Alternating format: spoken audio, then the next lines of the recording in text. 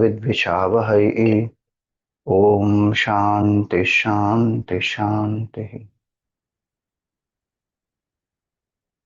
ओम सदाशिवसमारंभां शंकराचार्यमध्यमाम् अस्मदाचार्यपर्यन्तां वन्दे गुरुपरम्पराम्। ओम नमस्ते अस्तु भगवन् विश्वेश्वराय महादेवाय त्र्यम्बकाय त्रिपुरान्तकाय त्रिकाग्निकालाय कालाग्निरुद्राय नीलकण्ठाय मृत्युञ्जयाय सर्वेश्वराय सदाशिवाय श्रीमन्महादेवाय नमः। ओम श्री तपोवन परम गुरवे नमः। ओम श्री शिवानंद परम गुरवे नमः। ओम श्री चिन्मय सद्गुरवे नमः। ओम समस्त जन कल्याणे निरतं करुणामयं नमामि चिन्मयं देवं सद्गुरुं ब्रह्म विद्वरम्।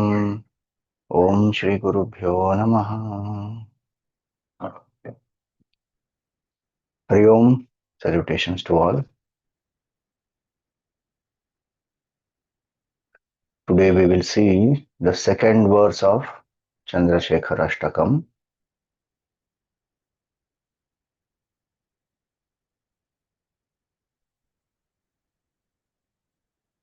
चन्द्रशेखर चन्द्रशेखर चन्द्रशेखर पाहि माम्।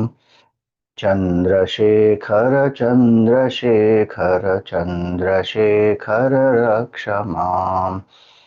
पञ्चपादपपुष्पगन्धपदाम्बुजद्वयशोभितम् भाललोचनजातपावकदग्धमन्मथ विग्रहम् भस्मदिग्धकलेवरं भवनाशनं भवमव्ययम्। चन्द्रशेखरमाश्रये मम किं करिष्यति वै यमः।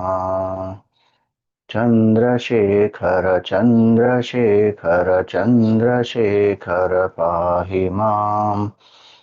चन्द्रशेखर चन्द्रशेखर चन्द्रशेखर रक्ष माम्. So this second verse describes Bhagavan as a yogi. In the first verse that we saw, we see Bhagavan as a great warrior. He destroyed the Tripurasuras. In the second verse, he is depicted as a great yogi. Panchapadapa Pushpagandha Padambuja Dvaya Shobhitam, whose 2 feet are adorned by the fragrance of the 5 divine or celestial trees. Bhalalochana Jata Pavaka Dagdha Manmatha Vigraham. From the fire that arises from the eye which is on his forehead, that is his third eye, Kamadev has been burnt.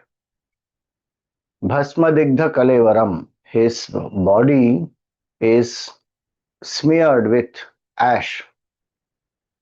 Bhavanashanam, who destroys this Bhavaroga, who himself is also called Bhava, and who is changeless, Avyayam. That great Lord Chandrashekhara, I take refuge in. What will Yama do to me? So this is the second verse. Why is he presented here as a yogi? Because there is Kamadev who has been burnt, because there is detachment, bhasma that he has applied all over, because he is abiding in the state of being and he is not caught up in the cycle of becoming, and who is infinite, who is changeless. Hence he is depicted here as a great yogi. So here one thing we have to know, when we say Ashraye, Chandrashekharam Ashraye, what is an Ashraya?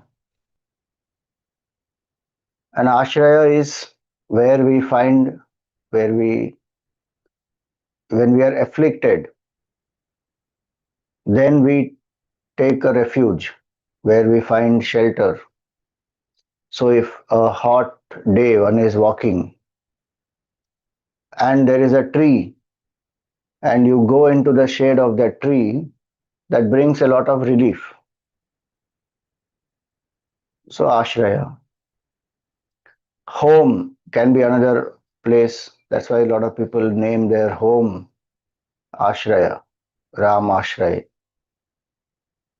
where one finds peace, relaxation, where one has done hard work.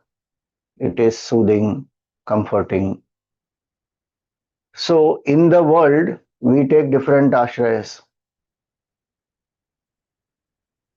We depend on various things, people, so that we find some relaxation, some rest, some comfort in our sorrows, some difficulties we are going through. Somebody is there to console us.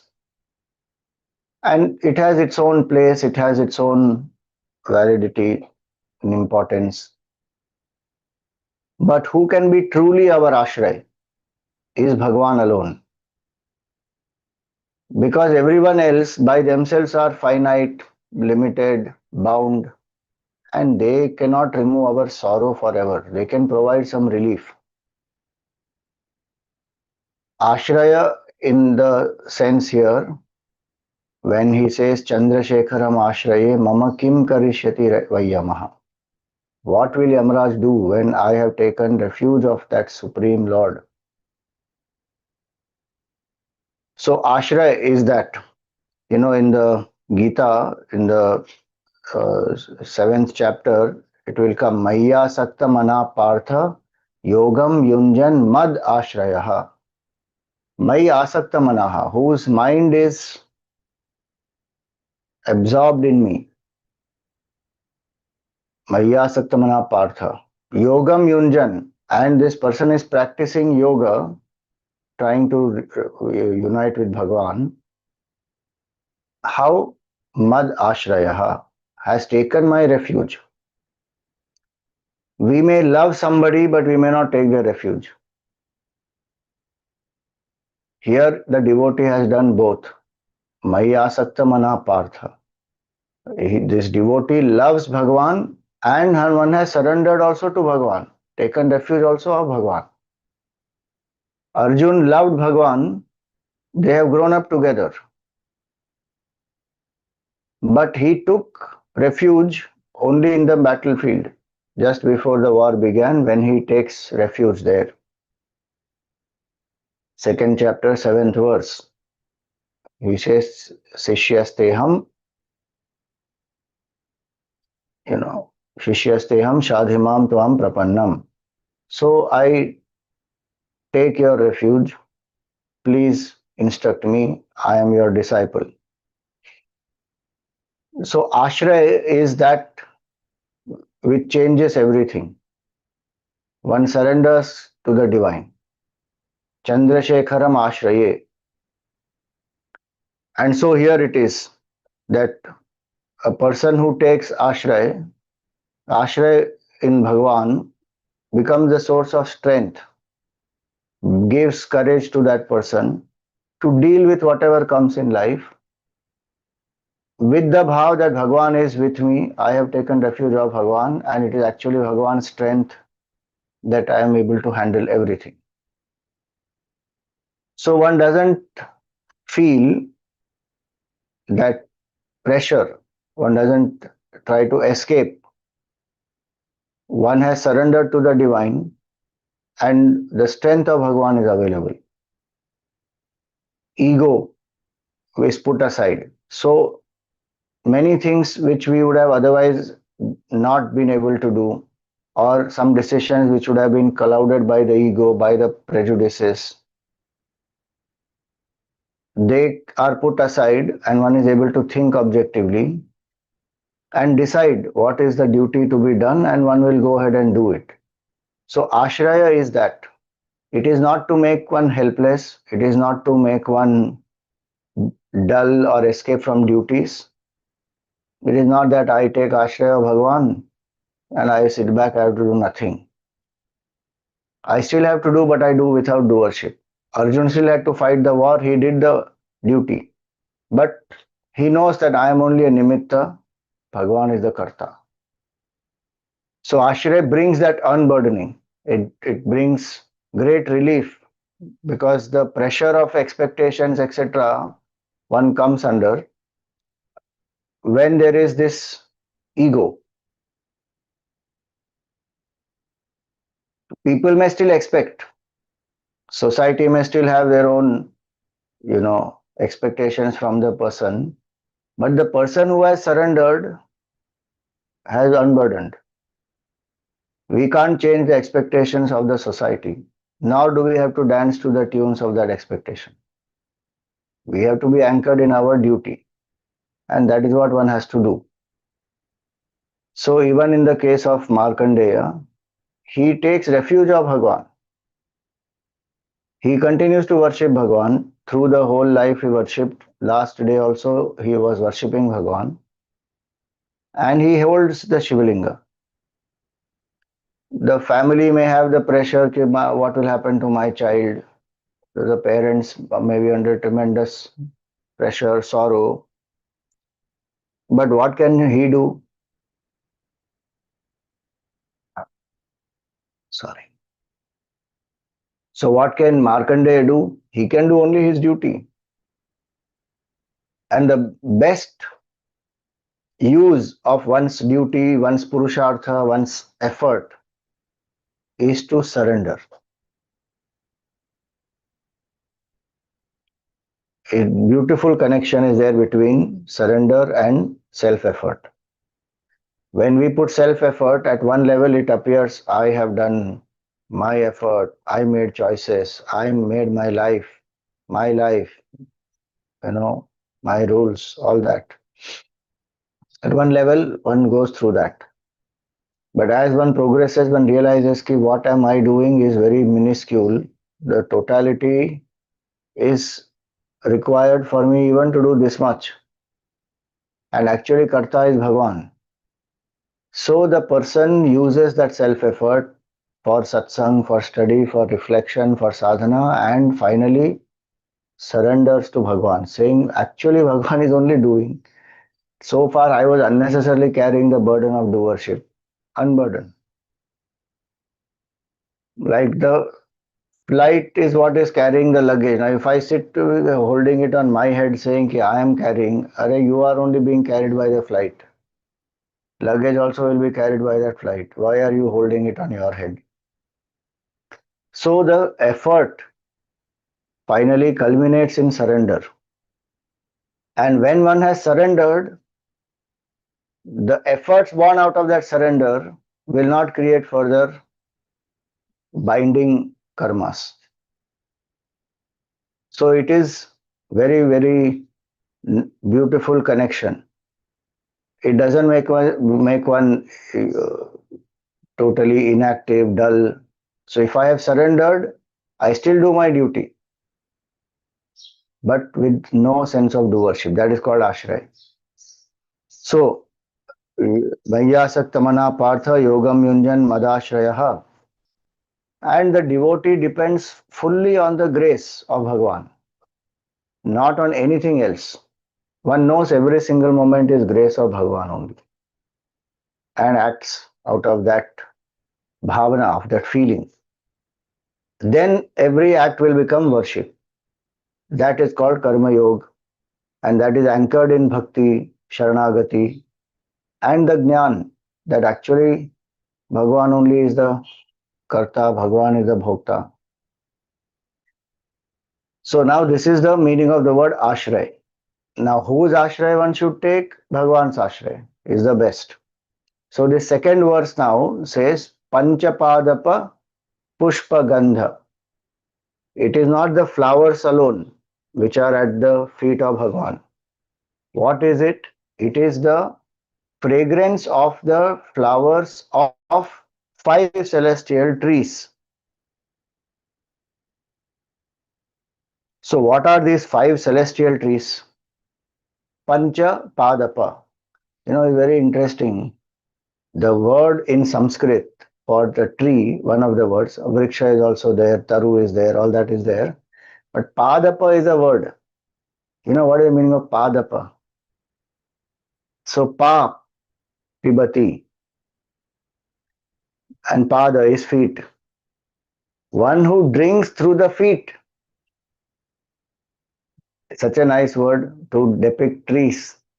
That the water is absorbed by the roots and it goes upwards in the tree. Against the gravity, it will go up. Padapa, Pancha Padapa. So, these five celestial trees. What are these five celestial trees? These are supposed to be in the heavens, in the garden of Indra, Nandanavan. In that garden, these five divine trees are there. Mandara, Parijata, Santana, Kalpavriksha, and Harichandana. These are the five trees. Some places you may find one or two names different. Different Puranas have little different versions. But the idea here is these five trees, the flowers of these five trees produce very divine fragrance, and those flowers are offered at the feet of Bhagwan. Especially here, it can also symbolize offered on the Shivalinga. So that is one aspect. What are these trees? What is the symbolism of these trees? So Mandara symbolizes regal protection, brilliance, and removal of sorrows. Parijata symbolizes spiritual beauty, selfless love, fragrance, and the dawn of enlightenment. Santana symbolizes lineage, renewal, perpetual creation, continuity of life. Harichandana symbolizes profound cooling, peace, spiritual absorption, and soothing of any afflictions, what we say tapatraya. And Kalpadruma symbolizes the highest state of fulfillment where desires are dissolved into liberation. Kalpadruma, Kalpavriksha, they two different places, different words are used. People generally think of Kalpavriksha only as a wish fulfilling tree, but it is also a tree which will end all the wishes. Depends on what mm, the person wants. If I want fulfillment of desires, Kalpavriksha will fulfill desires. If I say, I want freedom from desires, I want to attain the state of fulfillment, I don't want anything finite, I want the infinite. Kalpavriksha will fulfill that. How it will fulfill is a different method altogether. In other things, the desires will get fulfilled by providing those things that the person needs. Here, the satsang will come. Then that person has to put in efforts to realize, because nobody can do anything about that. That ignorance is inside the intellect here. That one has to put out by oneself only, by gaining knowledge. But it will facilitate that knowledge. So these are five trees, and one. So one finds them in Skanda Purana. The shlokas will come in the Skanda Purana, that how the five trees, they are there in the garden of Indra, and there are a lot of stories also connected with each of them. Famous one we know about the Parijata, where Bhagwan Krishna fights with Indra to bring that Parijata to Satyabhama. So there are different stories also which are associated. One can explore. The idea here is that Bhagwan is worshipped through these divine flowers. Even one tree, the mind of a person which is filled with desires, even one tree is enough, and they will be so thrilled with it. Ki, Arey, I have got this tree, and this tree has so many benefits, and my desires get fulfilled with it. And very unique type of enjoyments it will bless me with. Here, Bhagavan Shiva is in contemplation, absorbed in the self. Doesn't matter five trees and their flowers and their fragrance, whatever is offered to him, he is beyond all desires. That's why I said this second verse depicts him as a great yogi. So this is one Panchapadapa Pushpagandha Padambujadvaya Shobhitam. At the lotus feet of Bhagwan, these flowers are offered. Meaning, one who is infinite, at their feet, these flowers are offered. These are the expressions of these five trees which fulfill desires. They are at the feet of Bhagwan. Meaning, he is the one who is, we worship that Supreme Lord who is abiding in desirelessness. And desirelessness is equal to true happiness, permanent happiness. Even what we experience through the desire fulfillment is the bliss of the self only. But we don't recognize that. We think it has come from the object. Suppose one eats a very nice fruit, let us say. One enjoys that mango. One is eating a mango. One had a desire to eat, one is eating that mango, and one now feels that happiness is coming from the mango. The taste of the mango, the color, the juice, the texture, whatever one is enjoying, will give temporary pleasure. That is tickling of the senses, that is some joy in the mind, that is some satisfaction in the intellect.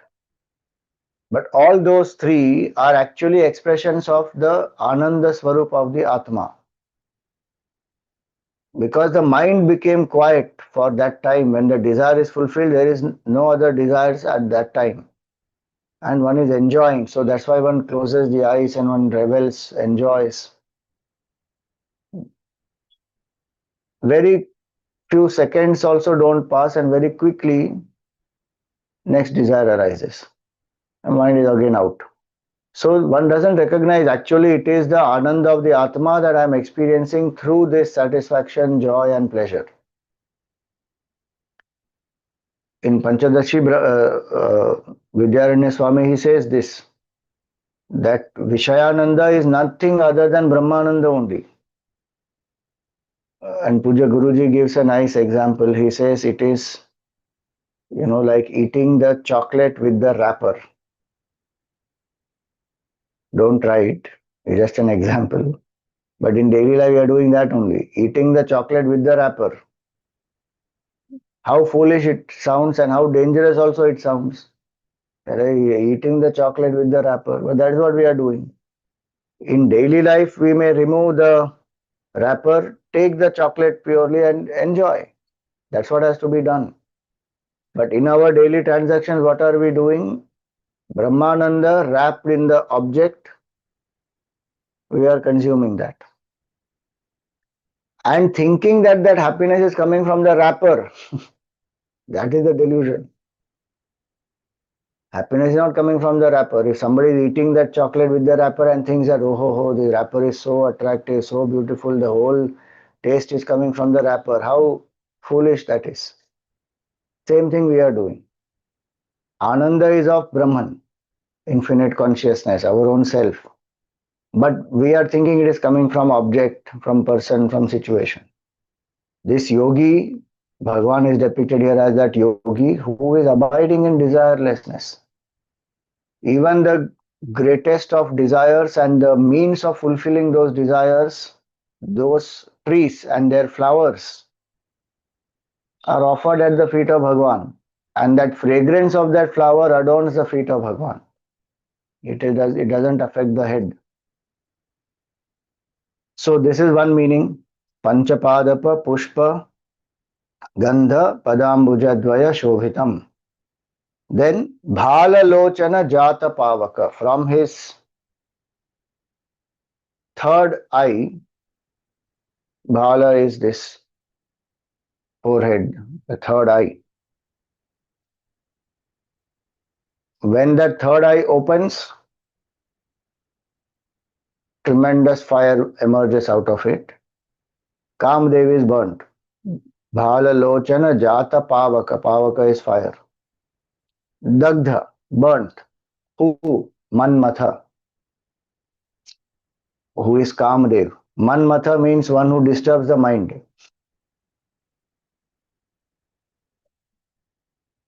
Mathnati, Manthan, from there it comes. So the one who disturbs, Kama enters, the mind will be disturbed. Peacefully one is sitting and then one desire comes. And the more intense and more powerful the desire, more disturbance. So Manmatha is that. One who has burnt this Manmatha. So one of the leelas that Bhagavan Shiva does is this, is Kama Dahana Leela, burning of Kamdev. That's why one name of Bhagavan is also Kamari. In the 108 names of Bhagavan Shiva, one of the names is Kamari. Ari is enemy. Kamasya Arihi, Kamari, the enemy of Kama, meaning one who has destroyed Kamadev. So, this Kamadev, uh, it is symbolic of what? Bhagavan has mastered desire, has gone beyond passions, and it will no more affect him. Lust will not affect him. Selfishness will not affect him. And so he is called as Kamari. And in different Puranas, different, and even in Ramayana, this Kamadahan Leela has been described. So this Tarakasura, he is a demon born to Vajranga and Varangi. And this Vajranga and Varangi, they have once they have given birth to this Tarakasur. This Tarakasur does lot of tapasya and pleases Bhagwan Shiva. Bhagwan, so Brahmaji. And again, he wants the boon of immortality. Brahmaji says that is not possible. So he thinks and he says that only a son of Bhagavan Shiva should be able to kill me. And it is that time, just before that, sometime before that, Sati has immolated herself. Shivji has gone into deep meditation in the pangs of separation. He doesn't, and he is not interested in marrying anybody else. So this Tarakasur, he thinks that a son will not be born only to Bhagavan Shiva. He is a great Vairagi, and after this incident where Sati has immolated herself, he is in such deep sorrow that he is gone into withdrawal mode. And there is no way he will bring somebody else into his life. So there is nothing to worry. So this is what he is thinking. So he prays that, he asks Brahmaji that I want a boon where only a son of Bhagavan Shiva can kill me. Now Brahmaji says, fine, so be it. And as usual, this Tarakasur now becomes very arrogant, shows his powers, torments people, conquers the three worlds, drives the Devatas out of the heavens. So the Devatas, they go to Brahmaji and they seek his refuge and they ask him, can you please help us now? You gave the boon. What to do? So Brahmaji says, I cannot destroy him, neither the Vajra of Indra nor Vishnu Sudarshan Chakra can kill Tarakasur. No divine weapon will work. Only Bhagwan Shiva's son can end his tyranny. So now what has to be done? One has to propitiate Bhagwan Shiva. And for that you invoke Kamadev. This is Brahmaji's suggestion that you invoke Kamadev and Bhagwan is absorbed in meditation, in complete detachment, is sitting there. Tell Kamadev to tempt him.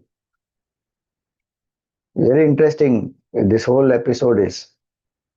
So these devatas, they call Kamadev, and when they call him, he comes with great pride.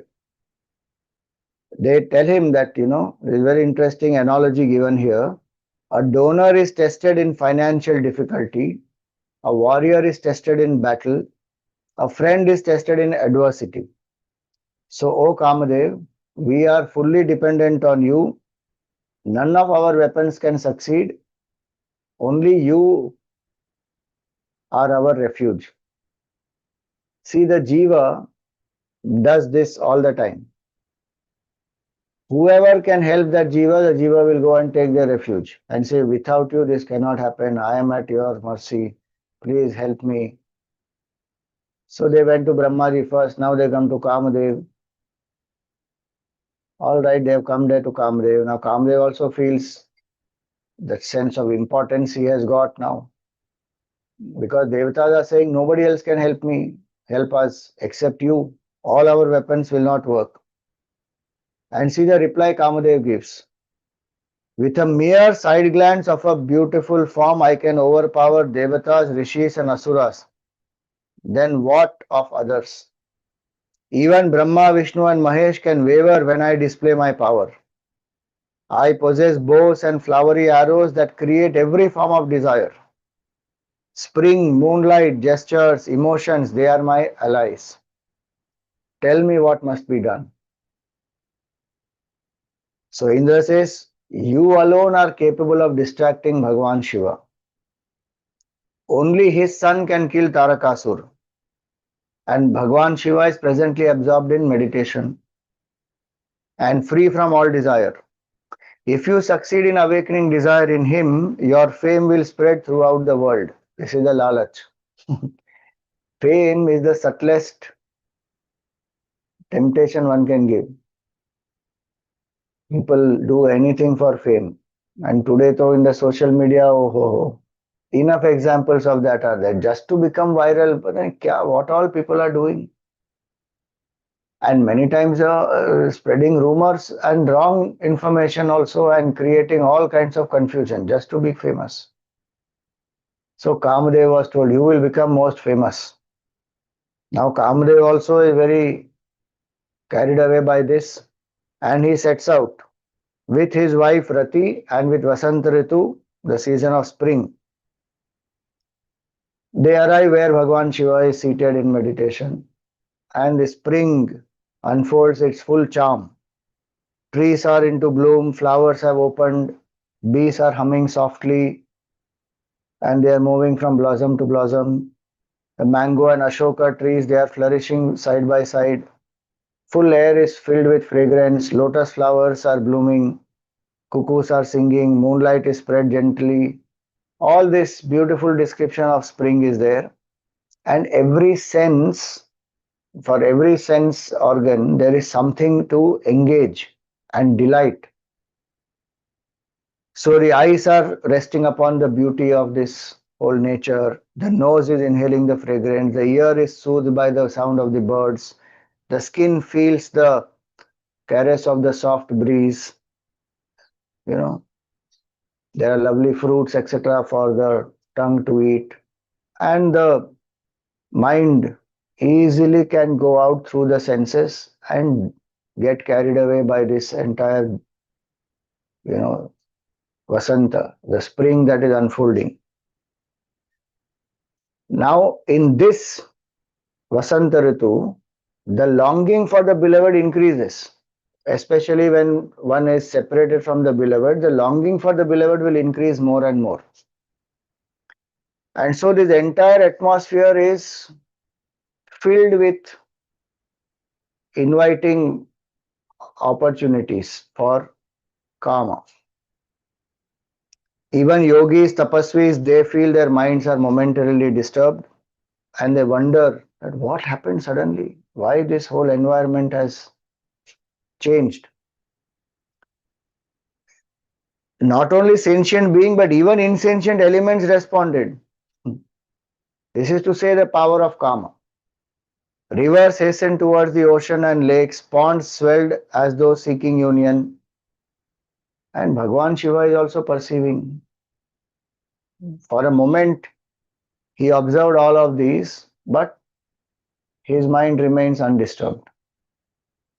So he went back to his state. Now, this Kamadev, he is standing nearby. He wants to shoot the arrow. Rati is standing next to him. And Bhagwan Shiva, nothing is happening to him. This entire environment has been created. Yogis, tapasvis are getting disturbed, but Bhagwan is not disturbed. That's why we said this verse is showing Bhagwan as a great yogi. Yogis of all yogis. Supreme ascetic. Nothing happened. This Kamadev is wondering now what happened here. And Bhagwan is so steady, he couldn't find one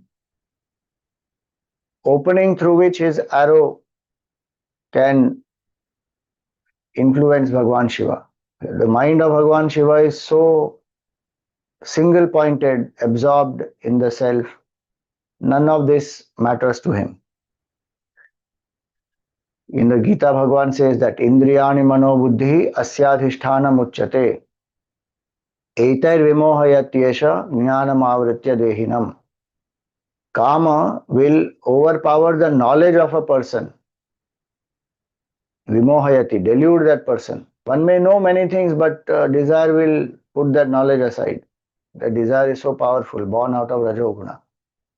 So, Indriyani Mano Buddhi, these are the three entry points. What we perceive, the sense perceptions can create desire. We know that many times when we do this nowadays. Earlier it was window shopping, today it is online shopping. One just browsing and one wants to buy one thing, but one sees so many other things and then desire arises, one lands up buying. Perception. Indriyani. Mana. Some memory of the past enjoyment will create a desire. One had been to some place and one enjoyed, it was such a nice experience. Now one says, chalo, let's get together and go there again. So that memory has created. And buddhi, new fanciful imaginations, new methods of enjoying. So these are three entry points for karma. And when this karma comes, then the knowledge will get put aside. One knows I am Brahman, all that, but all that knowledge will be put aside. So this Kamadev, he is waiting that now what will happen?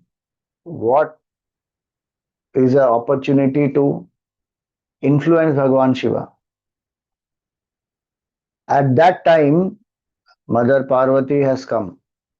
So it is interesting, if you read in Shiva Puran, it is Mother Parvati is doing tapasya to attain oneness with Bhagavan, no doubt, but she is also serving Bhagavan Shiva at the same time.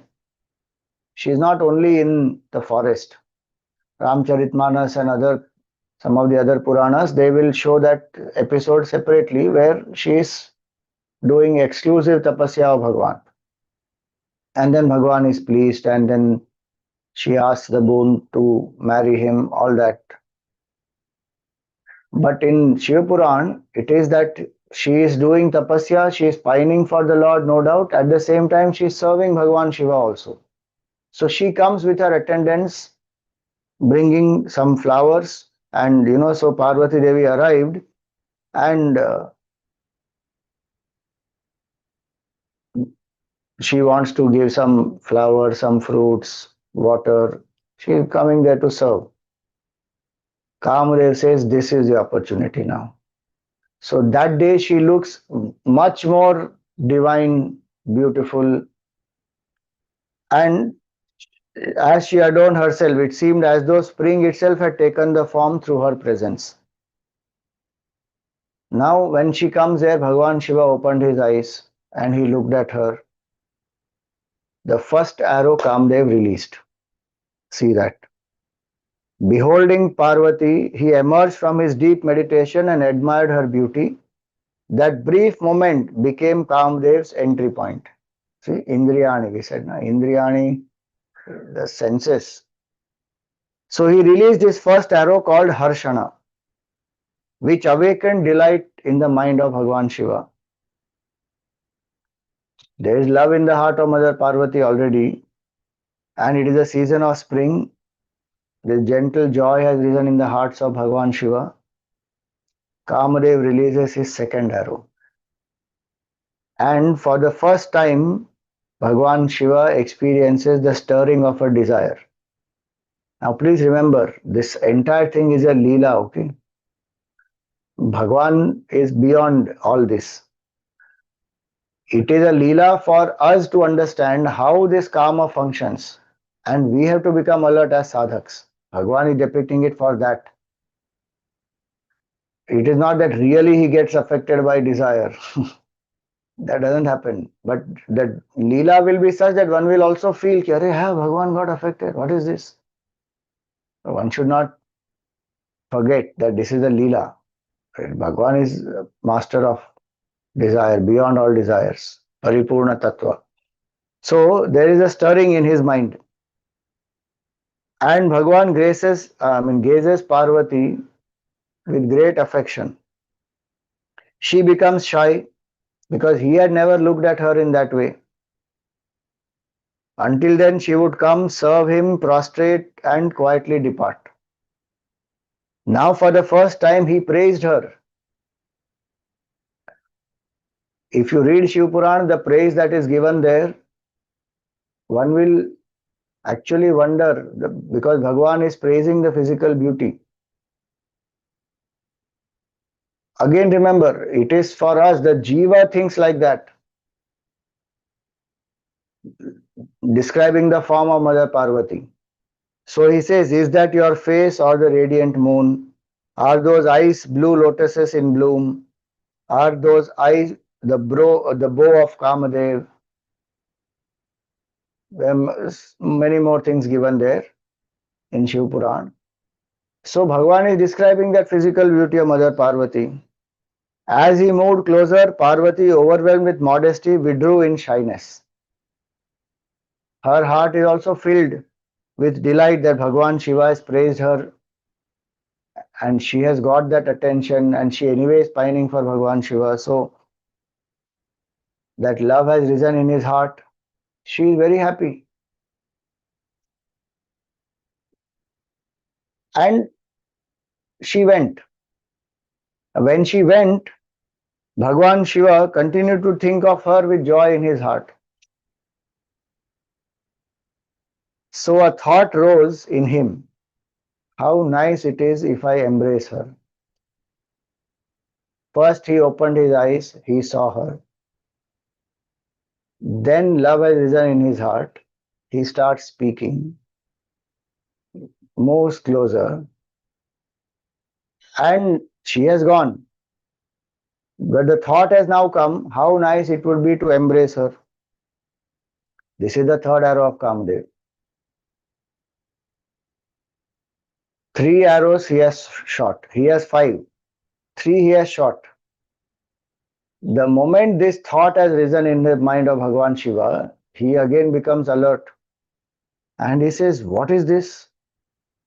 Some strange state.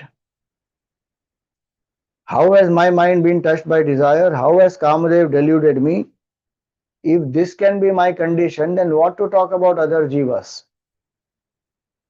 So he invokes deep vairagya and he thought, I was immersed in tapas. Who is it that disturbed me? How is this that my mind got disturbed with this? So he felt regret, he felt remorse, and his self-control has been, it's like a fort which has been breached.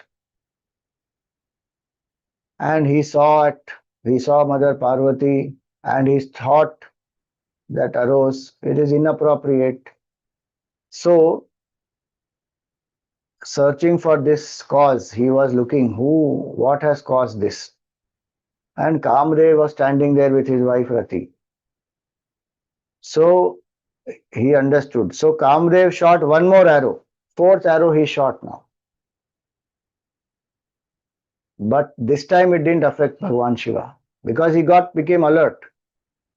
Again, the point is karma, when it arises, if we recognize it, then we don't build on that karma. Bhagwan Shiva didn't build on that karma. So three arrows influenced him. Fourth arrow, nothing, because he became alert. And so the arrow was instantly destroyed because Bhagwan Shiva was established in Vairagya. What is the meaning of that? You know the word which is there in the second shloka, that Bhagwan has adorned himself with uh, Bhasma Digdha Kalevaram, with the ashes. So when one remembers that everything is temporary, perishable, momentary, this will not lead to permanent happiness. It can lead to further bondage. That is called Vairagya. Where one has done Viveka, this is temporary, this is perishable, and why should I run behind this? My Swarupa is Ananda. So Nitya, Anitya Vastu Vivek has to happen. That there is something which is there's something which is Nitya and all the rest is Anitya, that both these have to happen properly. If we only think of the perishable nature of the world, sometimes one may land up into pessimism, cynicism, but one has to know there is a Nitya Vastu. I have to seek that. Otherwise, one will become directionless. So, Bhagavan is abiding in that state. He knows there is a Atma, there is me and my nature is Ananda, and this is all perishable. So, he invokes that Vairagya. See, again, it's a limitation to understand. Vairagya is required for a sadhak to direct the mind towards the Atma so that the mind doesn't run, doesn't get tempted. In this case, Bhagavan is depicting that to us, that if a jiva is overwhelmed by this karma, they should invoke Vairagya. Bhagavan is already Atma Jnani. He doesn't need Vairagya as a means to liberation. For him, Vairagya is his expression of this Swabhava only. But jiva needs, so he depicts. So he invokes Vairagya, and that fourth arrow does nothing to him. Each arrow is subtler than the other. But Vairagya is very powerful. That is what he wants to depict here. And so, nothing, that fourth arrow couldn't do anything. So now Kamdev understood that now I am in trouble. Because I have been recognized and this fourth arrow has been burnt, nothing it has done to Bhagwan Shiva. So I am in deep trouble. And so Devtas rushed to the spot to tell Bhagwan that why he has done this. But before that, Bhagwan opened his third eye and Kamadev is burnt to ashes.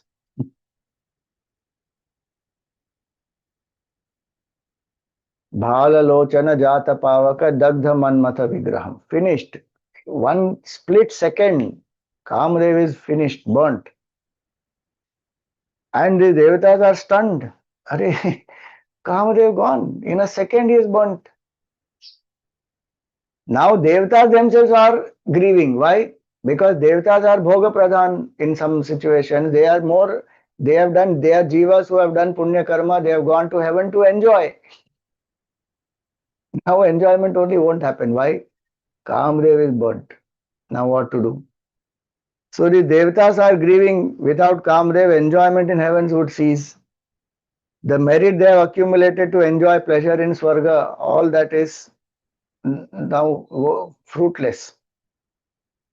The bhogas in the bhogis in the world also, they felt miserable. See, kama refers to all forms of sense enjoyment, it's not lust alone. So when all forms of sense enjoyment are gone, all the jivas, they will become miserable. So that's what is understandable here.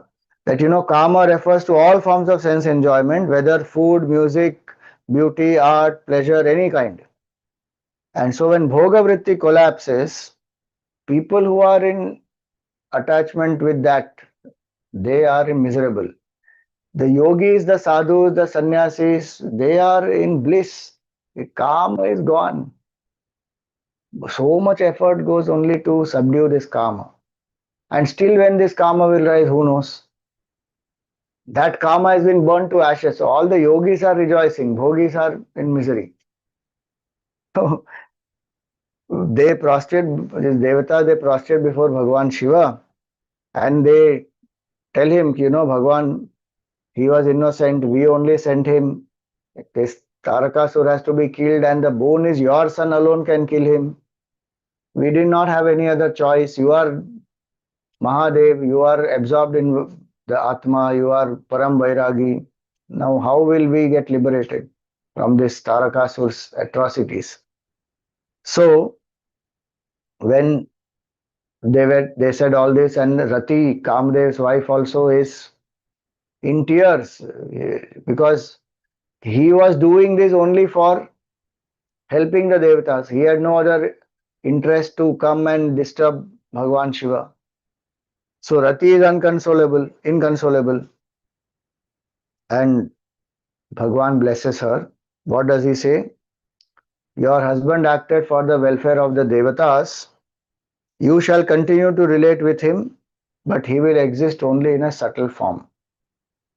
That's why karma is very, very subtle. One of the names of karma is Ananga, who doesn't have a physical form, but who has a subtle form. So karma enters through the mind and then makes the person act according to that. So she says, to Bhagwan that please restore him. So Bhagwan restores Kamadev in a subtle form. And um, think about it, so many enjoyments that we engage in, they arise in the mind first. Including carnal enjoyment is in the mind. If it is not in the mind, one will not enjoy it properly. So when Rati tells him that, Bhagwan says, yes, I will bring him in a subtle form so you can relate with him. But Rati then says that, please, I want a physical form also. So Bhagwan says, when Krishna avatar will happen, that time Kamadev will take a form, and that form will be Pradyumna, and then you shall be united with him in that avatar of Bhagwan. And so Kamdev continues to affect the world in a subtle form. Now, what is the deeper significance? Yes, eventually we know that, Mother Parvati and Bhagwan Shiva, their marriage happens, and the son who is born to them is Kartikeya. He is Skanda, he is the commander in chief of the Devatas, and he goes and destroys this Tarakasur. So Tarakasur eventually gets killed. The sacrifice of Kamadev that way did not go for a waste. But this whole episode is to show that how karma plays on our mind. And one should be extremely alert with this. Otherwise, what will happen? What Gita says, na, the ladder of fall. Dhyayato vichayan pumsaha sangasteshu pajayate sangat sanjayate kama kamat krodho vijayate क्रोधात् भवति सम्मोहः सम्मोहात् स्मृति विभ्रमः स्मृति भ्रंशात् बुद्धिनाशः बुद्धिनाशात् प्रणश्यति. 8 steps are given, and they all begin with imagining enjoyments in sense pleasures. By brooding over sense pleasures, attachment arises, desire arises, anger arises, then delusion, then memory loss, intellect cannot function, and one perishes. All that begins with brooding over sense object, the pleasure that one derives from the sense object. So Shiva here, Bhagavan Shiva here is the yogi who has burned this Kamadev, who will not allow this karma, the fourth arrow, Fifth arrow, so he was not even alive to shoot the fifth arrow. Fourth arrow only got burnt. It is to say that the mind which is filled with Vairagya is to be strengthened by a devotee. And that Vairagya is what is there in that shloka, third line, Asmadigdha Kalevaram. So for today, this we have seen Kamadahana Leela. We will see more about this verse tomorrow in the Bhasma, the importance of Bhasma, etc. For today, we will remember Bhagwan through this.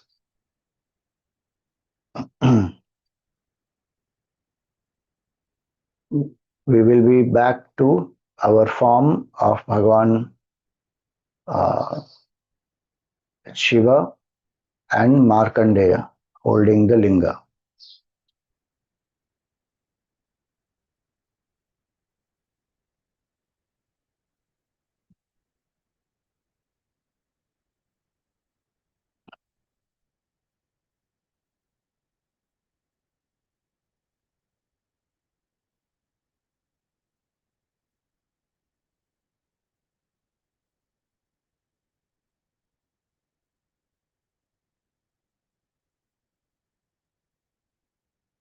Sit erect, the head, the neck, and the spine in a straight line. Close your eyes gently. Relax the shoulders. Let your hands be in your lap, palms facing the sky. Come to a comfortable posture without any strain in any part of the body.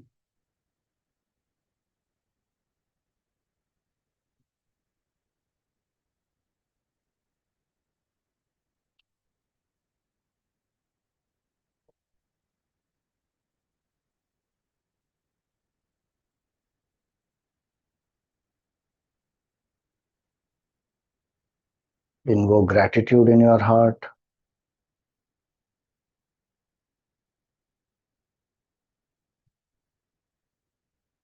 Thank Bhagwan for all the blessings and the challenges that you have in life.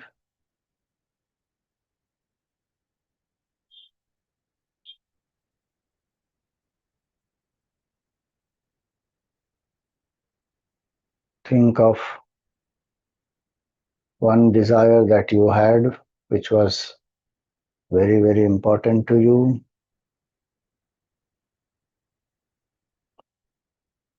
and which has been fulfilled by Bhagwan.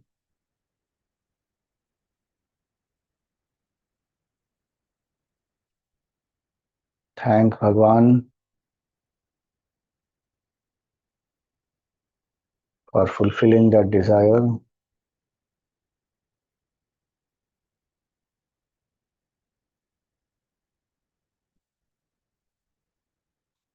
And express your gratitude.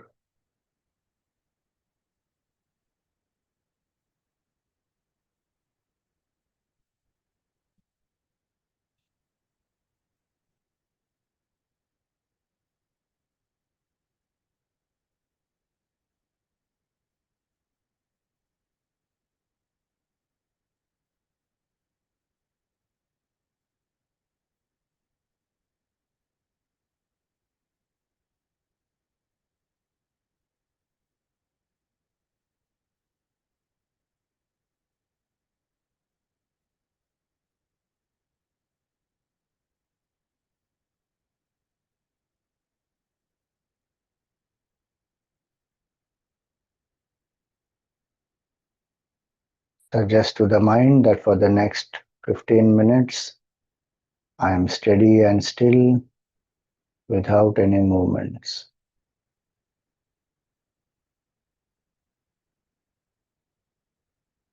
I am alert, awake, and quiet.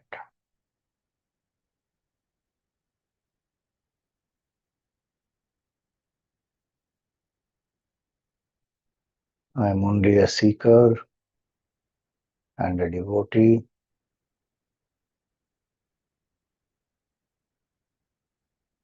for the next 15 minutes.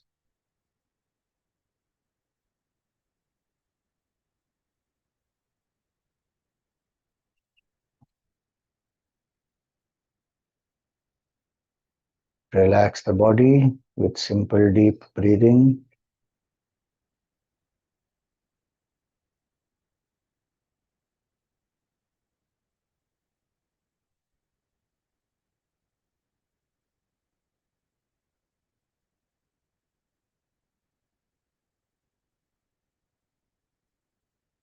As you inhale, mentally you can chant She. As you listen to me, and as you listen to Ver, exhale slowly, completely.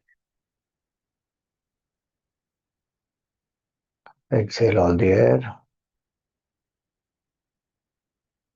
She.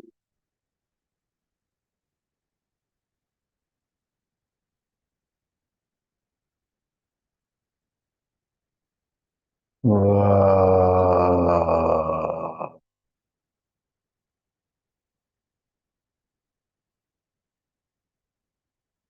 She.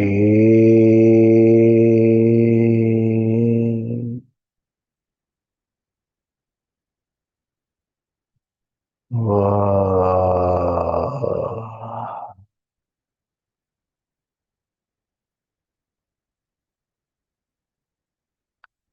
She.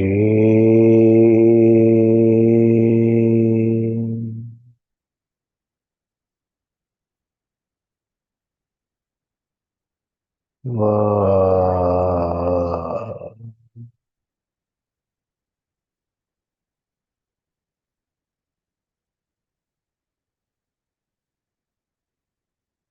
She.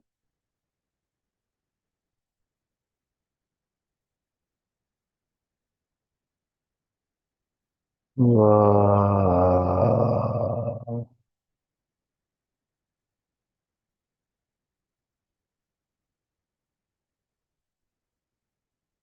She.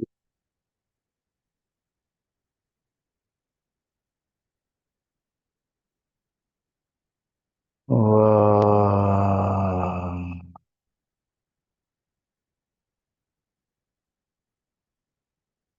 Continue at your own pace.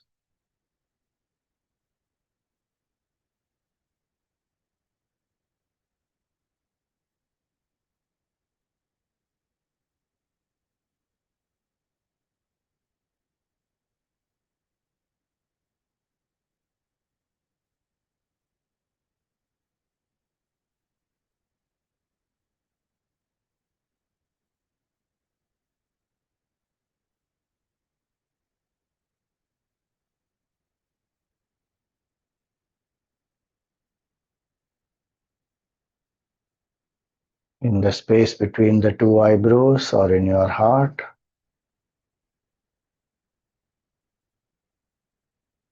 visualize a circle of white light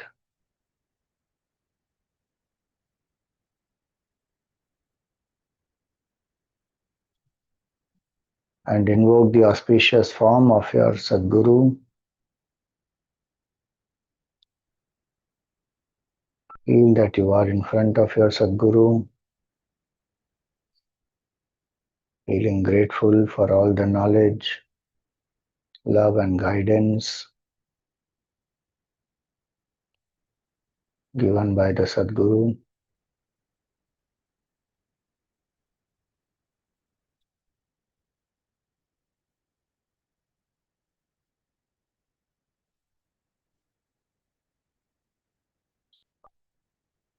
Bow down to the Sadguru.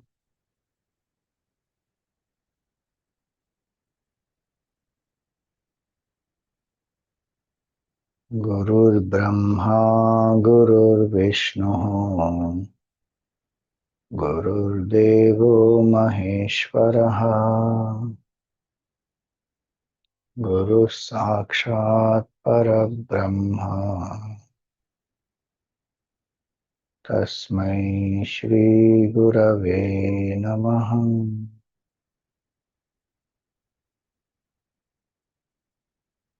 Touch your head to the feet of the Guru and seek the grace and blessings of the Sadguru for steady contemplation.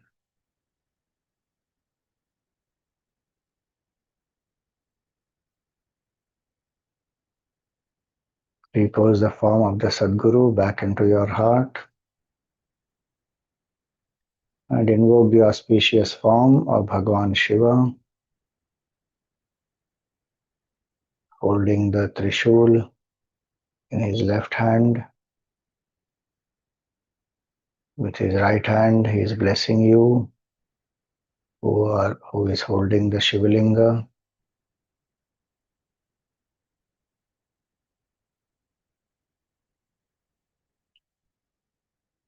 Visualize the Jata of Bhagwan with Mother Ganga flowing out, with the crescent moon on the right side. The Jata is tied with Rudraksha malas. Bhagwan Shiva has a third eye which is closed. He has applied Tripundra, 3 lines of bhasma on the forehead.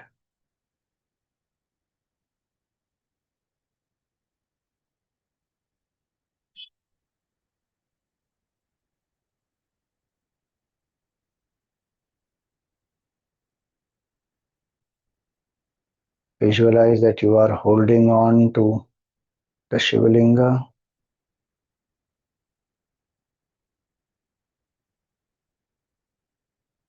and Bhagwan Shiva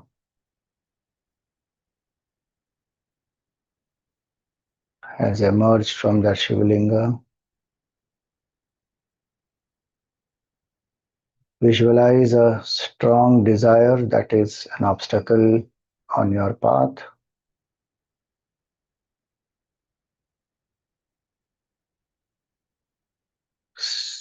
Visualize that desire in the form of Kamadev.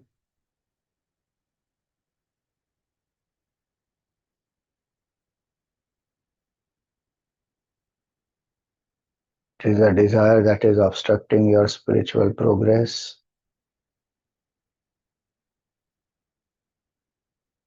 Or it is symbolic of selfishness or lust.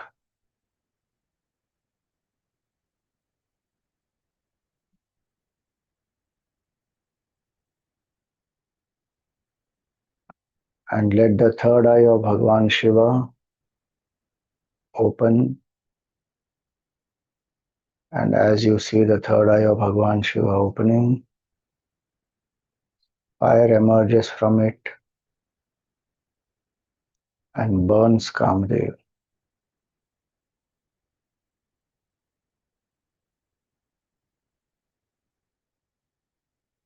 That obstacle, that lust or selfishness has been destroyed by Bhagwan.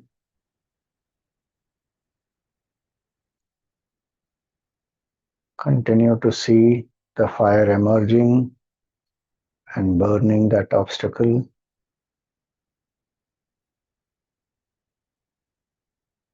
And it has been reduced to ashes.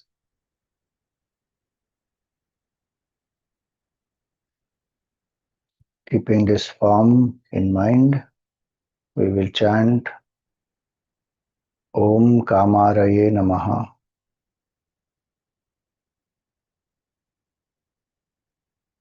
11 times.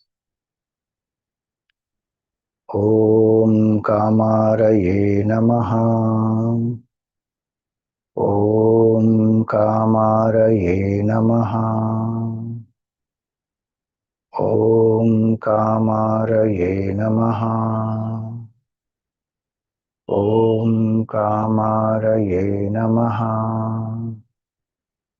Om Kamaraye Namaha. Om Kamaraye Namaha. Om Kamaraye Namaha. Om Kamaraye Namaha. Om Kamaraye Namaha. Om Kamaraye Namaha. Om Kamaraye Namaha.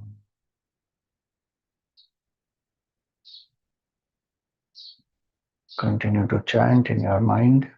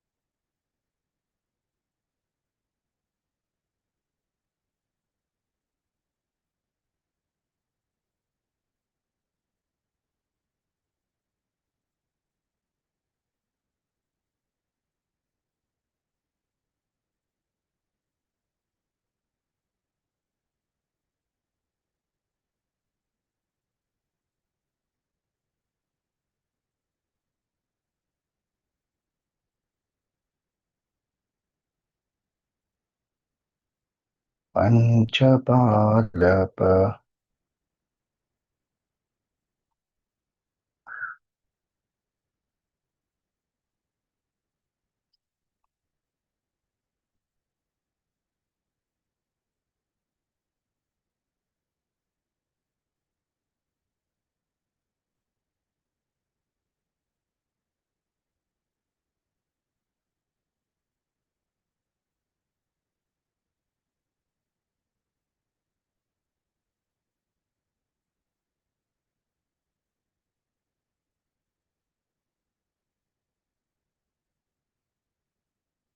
Panchapadapa-pushpagandhapadambujadvayashobhitam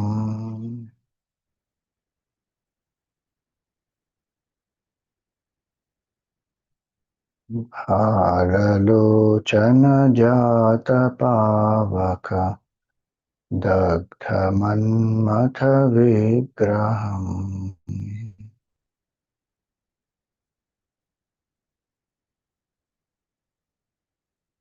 Visualize that you are offering flowers from the 5 divine trees at the feet of Bhagavan on the Shivalinga, and the fragrance of those flowers adorns Bhagavan, who has burnt Kamadev through the fire of his third eye,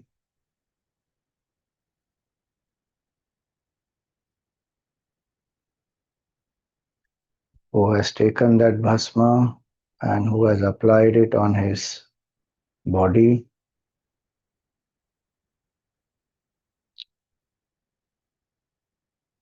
Take that bhasma and you also apply it on your forehead,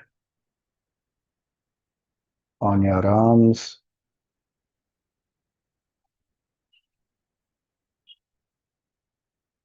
and know that that selfishness, lust has been burnt, or that obstacle has been removed.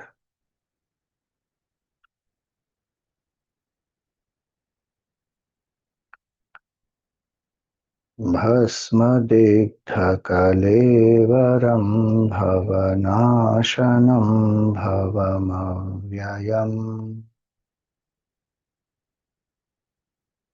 चन्द्रशेखरमाश्रये मम किं करिष्यति वै यमः.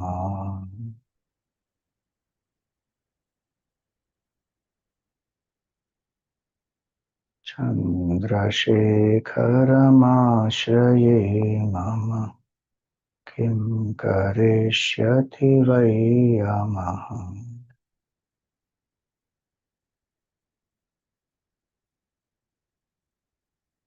चन्द्रशेखर चन्द्रशेखर चन्द्रशेखर पाहि माम्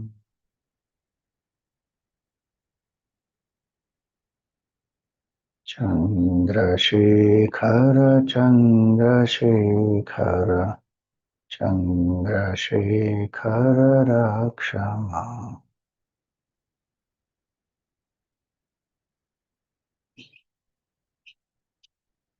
Surrender to Bhagavan Chandrasekhara. Take his refuge.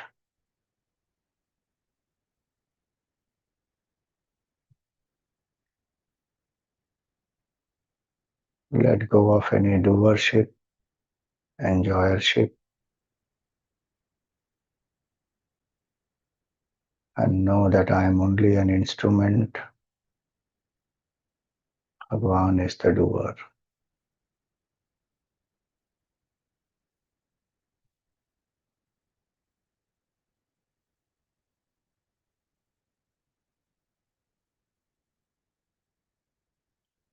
Perform a pradakshina of Bhagavan and come to prostrate in front of Bhagavan.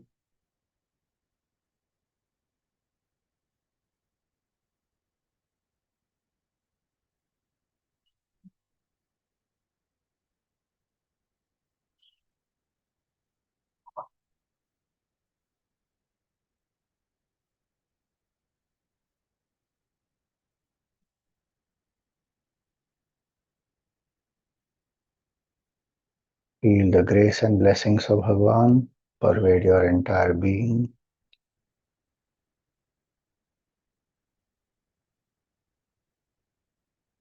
Repose the form of Bhagavan back into your heart.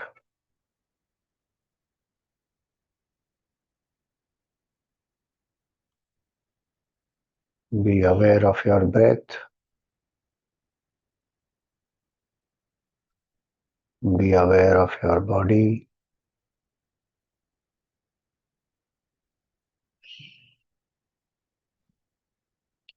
Be aware of the happenings around you.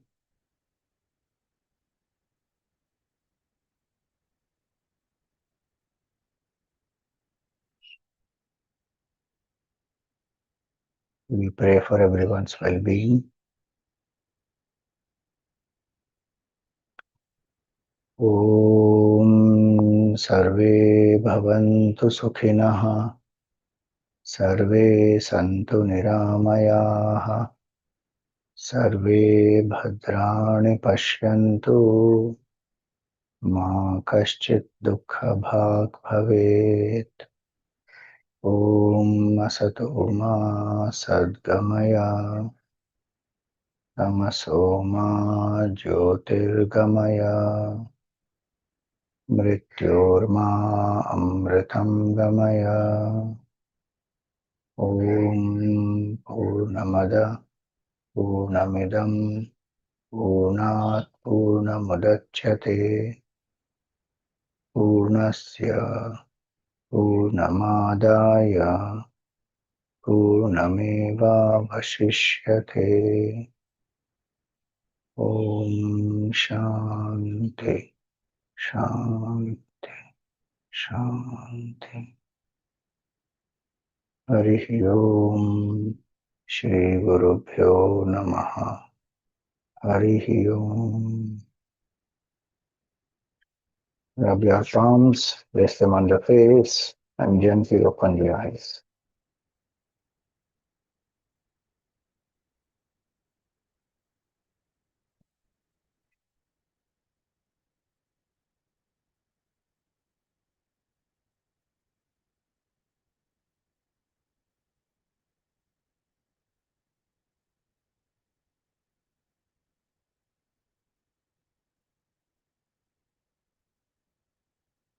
Okay. Any questions?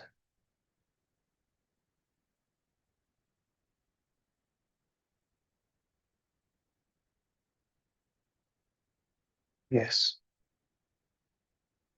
Hari Om Swamiji. Salutations to you and to everyone. Swamiji, I would like to take us quick three small examples. One is Sant Jnaneshwar and Sant Muktabai, what they faced in their lives, and the other two siblings also, four children.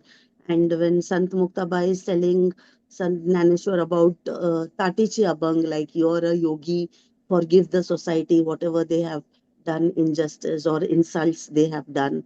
Jesus Christ carrying his cross on his shoulders, nailed on his palms and feet, and crown on the a crown of nails on his head. Our own Gurudev, as a freedom fighter, beaten black and blue, not given water and food, and in dark confinement in the jail, and thrown in the middle of the night on the streets to die. So all the pain and the helplessness and the mental and the physical torture, all these three examples, if this happens in when you come back as a instrument nimitta matra, and God willing, when you come back for Jan Kalyan and Manav Seva and all these things happen, what do you say to yourself? Like, we can only feel compassion and empathy and try to understand their journey. The three examples that I have taken, we have never walked their path, but we can only feel whatever they may have gone through. This question doesn't arise to them. That is what we have to understand. They don't ask, why has this happened to me? I have surrendered, still this is happening. Because that I is not there. Jesus did not say anything except that forgive them, they know not what they do. I am not aware of specific conversations between the four siblings, but they acted out of compassion, continued to serve the society. The society will be what they are. Those who are out of the bounds of desire, they will not understand. I mean, those who are bound by desires will not understand those who are out of the bounds of desire. They will feel more threatened by them. So, society will do what they have to do. These great masters, they act out of compassion and they are not bothered if society tortures them. They continue to serve because their heart is seeing only oneness. And so they don't have that question that why this is happening to me, and they don't feel any sorrow in that sense. Here, look at me. There is no victimization, nothing, because they have attained the state of fulfillment. In that process of trying to reach more knowledge or help out people, sometimes it will happen. A mother also gives bitter medicine sometimes to the child, and the child will revolt, resist, and child may even hit the mother in that sense. Mother doesn't bother because she knows this is good for the child. So we have to understand only from that standpoint. They act out of what Vivek Chudamani says, ahetuka daya sindhu. Uncaused compassion they have, causeless compassion. So no matter what the society does to them, they don't see the society as separate from them. They see oneness. So if there is a part of the body which is causing some pain to us, what will we do? Will we cut that part away? We will treat it, we will bear it, we will do the best for it. Beyond that, nothing more. So that's how they see. They see only oneness. And actually, from their standpoint, beyond sukha, dukkha, all that. And they still see at Vyavahar level certain things. So that is from Jnana standpoint. From Bhakti standpoint, if we say they are only capable of handling the immaturity of others. So Bhagavan functions through them to guide the others. And those others in their immaturity may behave in a hurtful way to these great masters, but the masters don't get affected because they know they are anchored in the divine. They are instruments of the divine. So they don't feel functionally also. They don't have raga and dvesha. So they act out of that bhav that may Bhagavan help them. and they will do what best they can to help those other people. So yes, that is what it is. Yes, Swamiji, Hari Om. How to remove fear of uncertainty? Faith has to be invoked where we cannot know the future. Faith is the only solution there. Faith in Bhagwan that whatever happens, Bhagwan will be there with me. It will be for the good, and I will be able to face it. There is where there is possibility to know, then I should find out and get the knowledge so that I know, okay, this is what is going to happen, or this is what is the possibility, and I prepare myself well for it so that I am ready to face it when it arrives. Where it is not possible to know, there is complete uncertainty, there one has to have Shraddha that whatever comes, I will be able to face it. Bhagwan is with me. So derive the strength from that. And third, don't keep imagining. Deal with it when it comes. One can estimate, ki, okay, these are some possibilities. That is a different thing, and prepare oneself for it. But don't be anxious and imagine the negative things and consequences, and that will create more fear, more disturbance in the mind. So let uncertainty be handled in that way that whatever when it comes, we will cross it. If we can estimate that these are some possibilities and prepare. Otherwise, the mind just goes on imagining so many things which are not even possibilities. It is just the fear in the mind. So one has to be careful with that. And what comes may or may not be as per my always my likes. That one should be ready. That is why surrender is important. That whatever has come from Bhagwan. It is prasad of Bhagwan based on my own past karma. So I face it with dignity. It can bring happiness, it can bring sorrow also.